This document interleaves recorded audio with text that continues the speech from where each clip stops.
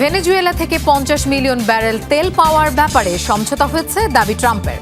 বিদেশি কোনো শক্তি দেশ নিয়ন্ত্রণ করছে না বলছেন ভারপ্রাপ্ত প্রেসিডেন্ট রদ্রিগেজ।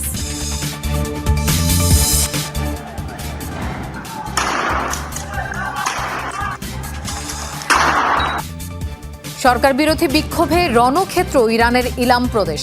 মোতায়েন করা হয়েছে স্পেশাল ফোর্স। দেশজুড়ে সহিংসতায় প্রাণহানির সংখ্যা বেড়ে 36।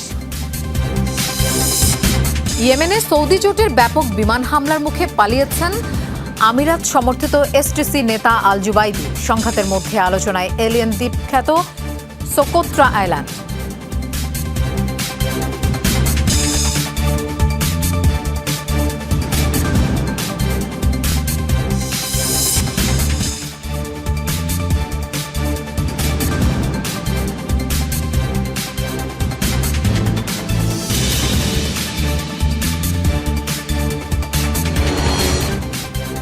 দর্শক, আমন্ত্রণ যমুনা আইডেস্কে। আপনাদের সঙ্গে থাকছি আমি মৌসুমী আহমেদ লোপা। যাচ্ছি পুরো খবরে। যুক্তরাষ্ট্রকে 30 থেকে 50 মিলিয়ন ব্যারেল তেল দেবে ভেনেজুয়েলা, যার বাজার মূল্য $200 কোটি। ওয়াশিংটনে এই তেল বিক্রির প্রক্রিয়া সম্পন্ন করে সেই অর্থ দিয়ে সংস্কার করবে ভেনেজুয়েলার জ্বালানি খাত। কারাকাসের সাথে এমন সমঝোতা হয়েছে বলে দাবি মার্কিন প্রেসিডেন্ট ডোনাল্ড ট্রাম্পের।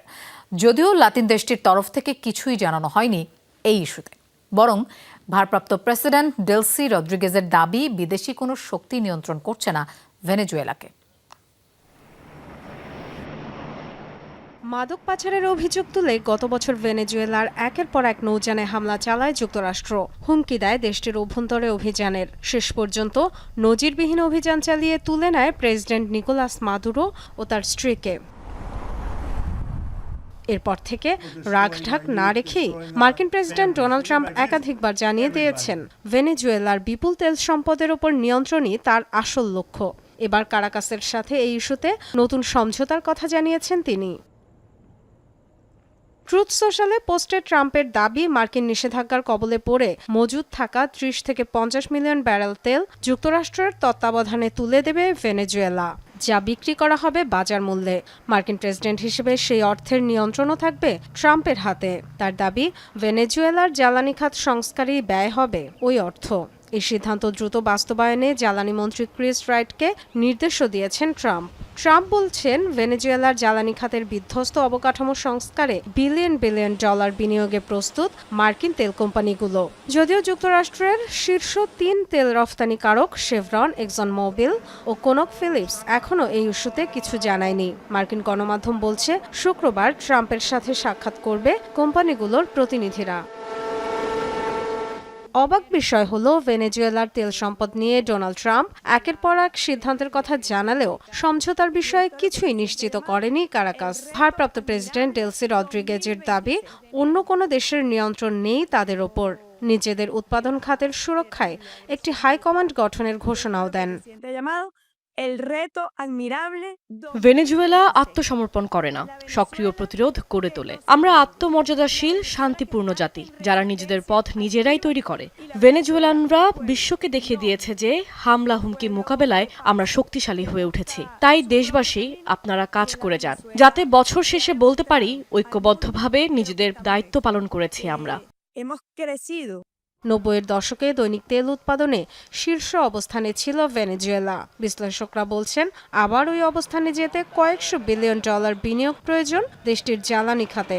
মার্কিন নিষেধাজ্ঞার পর গেল এক দশকে চীন ছিল ভেনেজুয়েলার তেলের প্রধান ক্রেতা।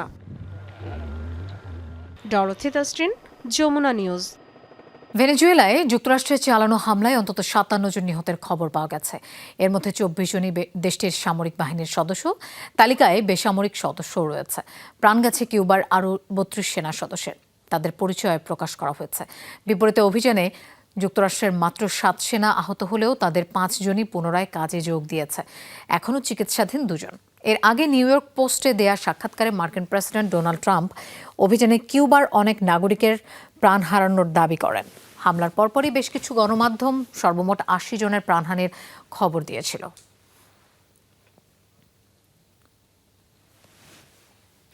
ইউরোপের পথে যাত্রা করা রাশিয়ার একটি তেলবাহী ট্যাঙ্কারের পিছু নিয়েছে মার্কিন নৌবাহিনী। 2 মার্কিন কর্মকর্তার বরাত দিয়ে বিবিসি জানিয়েছে, মাঝপথেই অভিযান চালিয়ে সেটি জব্দের পরিকল্পনা ছিল ওয়াশিংটনের। কর্মকর্তাদের অভিযোগ, আটলান্টিক পাড়ি দিয়ে অপরিশোধিত তেল ইউরোপে নিয়ে যাচ্ছিল জাহাজটি। বর্তমানে ওই ট্যাঙ্কারটি স্কটল্যান্ড ও আইসল্যান্ডের মাঝামাঝি এলাকায় রয়েছে।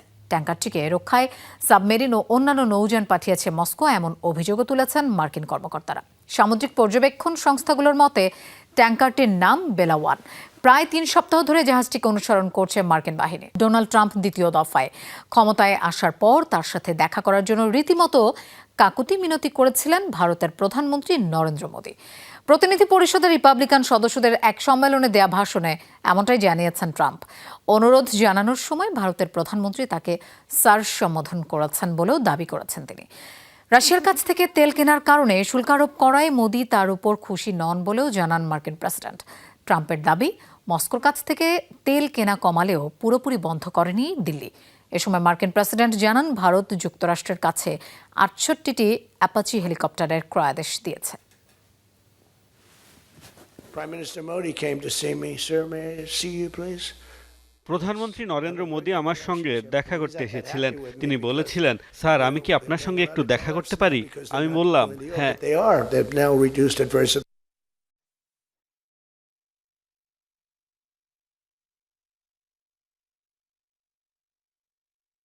Prime Minister Modi came to see me. Sir, may I see you, please? প্রধানমন্ত্রী নরেন্দ্র মোদী আমার সঙ্গে দেখা করতে এসেছিলেন। তিনি বলেছিলেন, স্যার। এবার যুক্তরাষ্ট্রের ভিসা বন্ড তালিকায় উঠে এলো বাংলাদেশের নাম। এখন থেকে মার্কিন মুলুকে প্রবেশ করতে হলে জামানত হিসেবে গুনতে হবে প্রায় 18.5 লাখ টাকা পর্যন্ত। B1 কিংবা B2 ভিসার ক্ষেত্রে এই নতুন পরিবর্তন এনেছে ডোনাল্ড ট্রাম্প প্রশাসন। মঙ্গলবার দেশটির পররাষ্ট্র দফতরের ওয়েবসাইটে জানানো হয়, নতুনভাবে বাংলাদেশ সহ আরও 25টি দেশের নাগরিকদের জন্য প্রযোজ্য হবে এই নীতি, যা কার্যকর হবে আগামী 21 জানুয়ারি থেকে।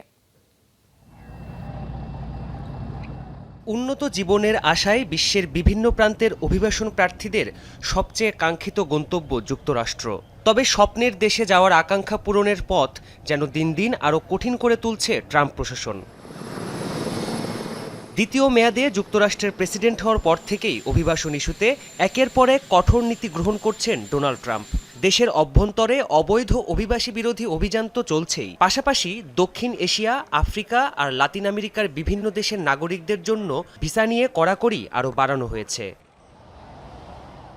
এরই ধারাবাহিকতায় এবার নতুন করে 25টি দেশকে যুক্ত করা হয়েছে ভিসা বন্ডের তালিকায়। যুক্তরাষ্ট্রে প্রবেশের ক্ষেত্রে সর্বোচ্চ $15,000 জামানত বা বন্ড জমা দিতে হবে দেশগুলোকে। এই তালিকায় আছে বাংলাদেশও। এছাড়া দক্ষিণ এশিয়ার আরও 2 দেশ, নেপাল আর ভুটান, এবং আফ্রিকা ও লাতিন আমেরিকার বেশ কিছু দেশ আছে তালিকায়। মার্কিন পররাষ্ট্র মন্ত্রণালয়ের ওয়েবসাইটে জানানো হয়, তালিকাভুক্ত দেশগুলোর পাসপোর্টধারীরা B1 বা B2 ভিসা পাওয়ার যোগ্য বিবেচিত হলে যুক্তরাষ্ট্রে প্রবেশের আবেদন করতে পারবেন। তবে $5,000, $10,000 অথবা $15,000 বন্ড জমা দিতে হবে তাদের। ভিসার জন্য সাক্ষাৎকারের সময় নির্ধারণ করা হবে জামানতের অর্থের পরিমাণ। নতুন এ নীতি কার্যকর হবে আগামী 21 জানুয়ারি থেকে। এ নীতি প্রণয়নের পেছনে ট্রাম্প প্রশাসনের যুক্তি, যুক্তরাষ্ট্রে প্রবেশ কিংবা অবস্থানকালে অভিবাসন সংক্রান্ত মামলায় জড়ালে বেশিরভাগ সময় নিজ দেশে ফিরে যেতে গড়িমসি করে অভিবাসন প্রার্থীরা। তখন তাদের আটক আর দেশে ফেরত পাঠাতে বড় অঙ্কের অর্থ ব্যয় হয় মার্কিন প্রশাসনের। তাই আগেভাগেই জামানত নিয়ে রাখবে তারা। গেল বছর আগস্টে সর্বপ্রথম পররাষ্ট্র দপ্তরের এক কর্মসূচির আওতায় এ নীতি চালু করা হয়। এতদিন মোট 38টি দেশ ছিল এ তালিকায়। প্রাণপ্রতিম কুণ্ডু, যমুনা নিউজ। বিক্ষোভকারীদের অবরোধ কর্মসূচি ভাঙচুর এবং নিরাপত্তা বাহিনীর গুলিতে রণক্ষেত্রে পরিণত হয়েছে ইরানের বিভিন্ন শহর। পরিস্থিতির সবচেয়ে অবনতি হয়েছে ইলাম প্রদেশে। প্রশাসনের দাবি, AK-47-এর মতো অস্ত্র নিয়ে আন্দোলন করছে বিক্ষোভকারীরা। তাদের দমাতে মোতায়েন করা হয়েছে স্পেশাল ফোর্স। মঙ্গলবার প্রদেশটিতে পুলিশের গুলিতে প্রাণ গেছে 3 জনের। এই নিয়ে সরকার বিরোধী বিক্ষোভে প্রাণহানির সংখ্যা বেড়ে দাঁড়িয়েছে 36 জনে। বিক্ষোভকারীদের অবস্থান লক্ষ্য করে চলছে নিরাপত্তা বাহিনীর নির্বিচার গুলি। সম্প্রতি আন্তর্জাতিক গণমাধ্যম BBC প্রচার করে ভিডিও। একদিকে আন্দোলনকারীদের বিক্ষোভ কর্মসূচি, অন্যদিকে নিরাপত্তা বাহিনীর দমনপীড়নের এমন বেশ কিছু ভিডিও প্রকাশ করেছে BBC সহ আন্তর্জাতিক বিভিন্ন গণমাধ্যম। ডলারের বিপরীতে ইরানি মুদ্রার অবিশ্বাস্য দরপতন এবং নিত্য প্রয়োজনীয় পণ্যের মূল্যবৃদ্ধির প্রতিবাদে শুরু হওয়া বিক্ষোভ পরিণত হয়েছে সরকার পতনের আন্দোলনে। প্রায় 2 সপ্তাহ ধরে চলা এই আন্দোলনে অনেকটাই টালমাটাল ইরান সরকার, এমনটাই দাবি আন্তর্জাতিক সংস্থা এবং গণমাধ্যমগুলোর। ইরানের অন্তত 20টি স্থানে চলছে বিক্ষোভ। এর মধ্যে পরিস্থিতির সবচেয়ে বেশি অবনতি হয়েছে ইলাম প্রদেশে। অঞ্চলটির আবদানান শহরের প্রধান সড়ক অবরোধ করে আন্দোলনকারীরা। পরিস্থিতি সামাল দিতে পাল্টা গুলি চালায় পুলিশ, যাতে মঙ্গলবার রাতে প্রাণ যায় 3 জনের। প্রত্যক্ষদর্শীরা জানান হাসপাতালগুলোতেও বাড়ছে আহতদের ভিড়।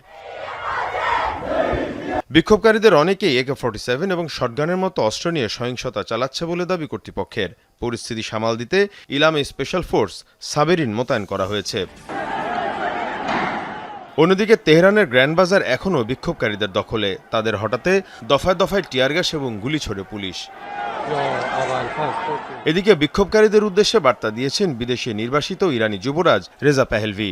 সরকার পতনের আন্দোলনে একাত্মতা জানিয়ে নিজে কর্মসূচি ঘোষণা করেন। আপনাদের আন্দোলনের কারণে অনেক স্থান থেকে সরে যেতে বাধ্য হয়েছে নিরাপত্তা বাহিনীর সদস্যরা। সেই আন্দোলনে আমিও সামিল হয়ে আগামী বৃহস্পতিবার ও শুক্রবার নতুন কর্মসূচি ঘোষণা করেছি। সেদিন রাত 8টায় আমরা একসাথে সরকার বিরোধী স্লোগান দেব। এদিকে ইরানে সামরিক হস্তক্ষেপ করতে মার্কিন প্রেসিডেন্ট ডোনাল্ড ট্রাম্পের প্রতি আহ্বান জানান অনেক বিক্ষোভকারী। মীর মুশফিকা হাসান, যমুনা নিউজ। ইয়েমেনে সংঘাত বন্ধে আলোচনায় অংশ না নিয়েই আত্মগোপনে চলে গেছেন এসটিসি নেতা আল জুবাইদি। রিয়াদে অনুষ্ঠিত বৈঠকে অংশ নেওয়ার কথা ছিল আরব আমিরাত সমর্থিত সশস্ত্র গোষ্ঠীটির নেতার। আল জুবাইদি বিশ্বাসঘাতক আখ্যাও দেয়া হয়। এদিকে এই ঘটনার পর ইয়েমেনের দক্ষিণাঞ্চলে হামলার পরিধি বাড়িয়েছে সৌদি জোট। ইয়েমেনের বন্দরনগরী এডেন সহ কৌশলগত বিভিন্ন স্থানে বাড়ানো হয়েছে নিরাপত্তা। প্রতিটি পয়েন্টে চলছে তল্লাশি। সৌদি সমর্থিত সরকারি বাহিনীর নেতৃত্বে চলছে এই অভিযান। এর আগে রাতভর আরব আমিরাত সমর্থিত এসটিসি বিদ্রোহীদের অবস্থান লক্ষ্য করে বিমান হামলা চালায় সৌদি জোট। হাদ্রামাউত এবং মুকাল্লা থেকে আগেই পিছু হটে আমিরাত সমর্থিত এসটিসির যোদ্ধারা। মঙ্গলবার ধালে সহ দক্ষিণাঞ্চলের অন্যান্য এলাকাগুলো থেকেও সরে যেতে বাধ্য হয় সশস্ত্র গোষ্ঠীর সদস্যরা। এক পর্যায়ে এসটিসি নেতা আল জুবাইদির জন্মস্থানেও অন্তত 15 দফায় বিমান হামলা চালানো হয়। এদিকে সংঘাত বন্ধে আলোচনার জন্য রিয়াদে বৈঠকে যাওয়ার কথা ছিল জুবাইদির, তবে সেখানে না গিয়ে আত্মগোপন করেন তিনি। এই ঘটনার পর হামলার পরিধি আরও বৃদ্ধি করা হয়। এ অবস্থায় জরুরি নিরাপত্তা বৈঠকে বসে সৌদি সমর্থিত আন্তর্জাতিক স্বীকৃত সরকার প্রেসিডেন্সিয়াল কাউন্সিল। সেখানে জুবাইদি এবং এসটিসির বিরুদ্ধে বিশ্বাসঘাতকতার অভিযোগ আনা হয়। তারই প্রেক্ষিতে এই সশস্ত্র গোষ্ঠীর নেতার বিরুদ্ধে আইনি পদক্ষেপ নেওয়ারও সিদ্ধান্ত আসে বৈঠকে। একদিকে আল জুবাইদির আত্মগোপন, অন্যদিকে বিভিন্ন স্থান থেকে এসটিসির হটে যাওয়ার ঘটনায় সশস্ত্র গোষ্ঠীটির পতন অনেকটাই নিশ্চিত, এমনটাই বলা হচ্ছে আন্তর্জাতিক বিভিন্ন গণমাধ্যমের প্রতিবেদনে। আল জাজিরা বলছে আত্মগোপনে যাওয়ার আগে মুক্তার নবী এবং মোমেন সাকাফ নামে এসটিসির 2 সিনিয়র নেতাকে দায়িত্ব দিয়ে গেছেন জুবাইদি। মীর মুশফিকা হাসান, যমুনা নিউজ। ইয়েমেনে সরকারি ও বিচ্ছিন্নতাবাদী 2 বাহিনীর সংঘাত ঘিরে এবার আলোচনায় এলিয়েন দ্বীপখ্যাত সোকোত্রা আইল্যান্ড। দেশজুড়ে ফ্লাইট চলাচল পুরোপুরি বন্ধ থাকায় দ্বীপটিতে আটকা পড়েছে কয়েকশো পর্যটক। এতদিন নিয়ন্ত্রণ ধরে রাখলেও এবার সরকারি বাহিনীর সাথে সংঘর্ষের জেরে ভৌগোলিকভাবে অত্যন্ত গুরুত্বপূর্ণ ভূখণ্ডটির দখল হারাতে পারে আমিরাত সমর্থিত গোষ্ঠী এসটিসি। আর তাহলে আঞ্চলিক আধিপত্য কমে যেতে পারে সংযুক্ত আরব আমিরাতের। অনেকটা ছাতার মতো দেখতে এই গাছ, যা কাটলে বের হয় রক্তের মতো লাল তরল। নাম ড্রাগনস ব্লাড ট্রি। বিশ্বের মাত্র একটি ভূখণ্ডেই পাওয়া যায় এই প্রজাতির গাছ, যা পরিচিত এলিয়ান আইল্যান্ড নামে। অন্য কোনো গ্রহে নয় দ্বীপটির অবস্থান ইয়েমেনে। দেশটির মূল ভূখণ্ড থেকে বিচ্ছিন্ন ভারত মহাসাগরীয় এই দ্বীপের প্রকৃত নাম সোকোত্রা, স্থানীয়ভাবে পরিচিতি সাকাত্রি নামে, যেখানে পৌঁছাতে ইয়েমেনের সর্বদক্ষিণের উপকূল থেকেও সমুদ্র পথে পাড়ি দিতে হয় 300 কিলোমিটারের বেশি পথ। তবে দশক জুড়ে চলমান যুদ্ধ দ্বীপটিকে আরও একবার ঝুঁকির মুখে ঠেলে দিয়েছে। 2018 সাল থেকে ভূখণ্ডটির নিয়ন্ত্রণ ছিল আমিরাত সমর্থিত বিচ্ছিন্নতাবাদী গোষ্ঠী এসটিসির হাতে। সম্প্রতি সরকারি বাহিনীর সাথে নতুন করে শুরু হওয়া সংঘাতে এবার মালিকানা হারানোর ঝুঁকিতে গোষ্ঠীটি। ভৌগোলিক অবস্থানগত কারণে সোকোত্রা দ্বীপ আন্তর্জাতিক নৌরুটে বেশ গুরুত্বপূর্ণ। এর অবস্থান বাব এল মানদেব প্রণালীতে। যা একই সাথে ইউরোপ, আফ্রিকা ও এশিয়াকে সংযুক্ত করেছে। এই বাণিজ্য পথটি আন্তর্জাতিক তেল রফতানির মেরুদণ্ড হিসেবে বিবেচিত। একমাত্র এয়ারপোর্টের মাধ্যমে বহির্বিশ্বের সাথে যোগাযোগ রক্ষা করে দ্বীপটি, যার নিয়ন্ত্রণও এখন আমিরাত সমর্থিত গোষ্ঠীটির হাতে নেই। সোকোত্রাকে ভারত মহাসাগরের গ্যালাপাগোস দ্বীপের সঙ্গে তুলনা করা হয়। এখানে সন্ধানপ্রাপ্ত 825 প্রজাতির উদ্ভিদের 1/3 পাওয়া যায় না পৃথিবীর আর কোথাও। অনন্য জীববৈচিত্র্যের কারণে 2008 সালে দ্বীপটিকে বিশ্ব ঐতিহ্যের মর্যাদা দেয় ইউনেস্কো। প্রতি বছর প্রায় 5000 পর্যটক পা রাখেন বৈচিত্র্যময় এই দ্বীপে। অনিক রহমান, যমুনা নিউজ। যে কোনো উপায়ে গ্রিনল্যান্ড দখলের পরিকল্পনা করছেন মার্কিন প্রেসিডেন্ট ডোনাল্ড ট্রাম্প। হোয়াইট হাউসের দাবি, নেটো সদস্যভুক্ত ডেনমার্কের আধা স্বায়ত্তশাসিত অঞ্চল গ্রিনল্যান্ড অধিগ্রহণ যুক্তরাষ্ট্রের জাতীয় নিরাপত্তা অগ্রাধিকার। তাই এ বিষয়ে সামরিক অভিযান পরিচালনা সহ বিভিন্ন বিকল্প নিয়ে আলোচনা করছেন প্রেসিডেন্ট ট্রাম্প। এর আগে ট্রাম্প নিজেই নিরাপত্তার কথা জানিয়ে যুক্তরাষ্ট্রের গ্রিনল্যান্ড প্রয়োজন বলে মন্তব্য করেন। জবাবে ডেনমার্কের প্রধানমন্ত্রী মেত্তে ফ্রেডেরিকসন সতর্ক করে বলেন, সেখানে হামলা হলে নেটোর পরিসমাপ্তি ঘটবে। এরপর এক যৌথ বিবৃতিতে ডেনমার্কের পক্ষে অবস্থান নেন ইউরোপীয় নেতারা।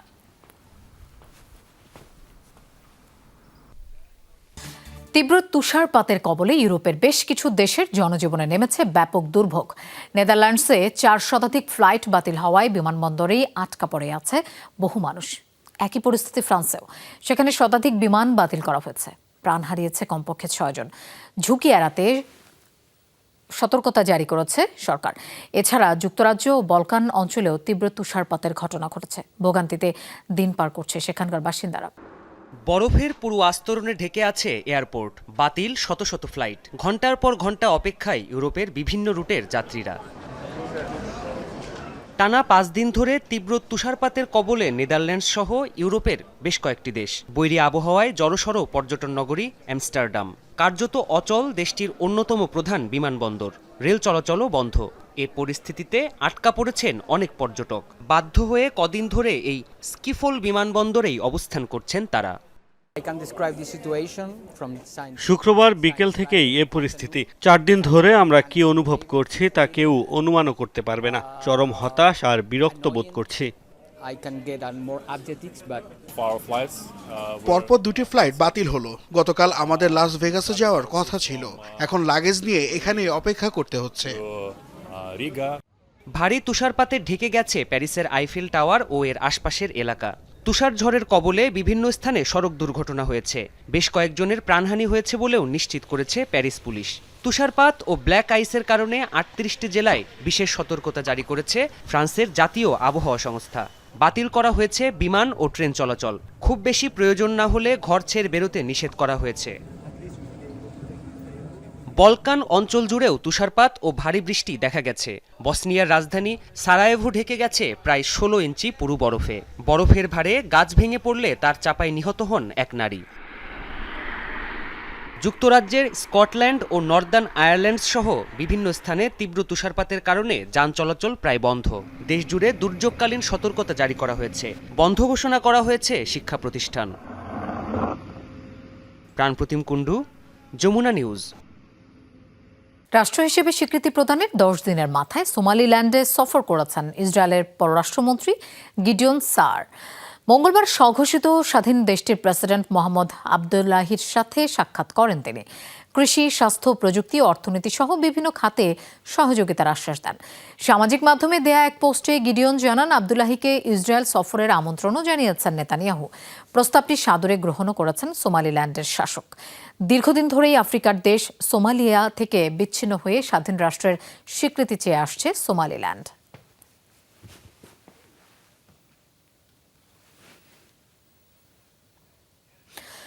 দর্শক, এই ছিল যমুনা আইডেস্কে। আর এতক্ষণ সাথে থাকার জন্য ধন্যবাদ সবাইকে।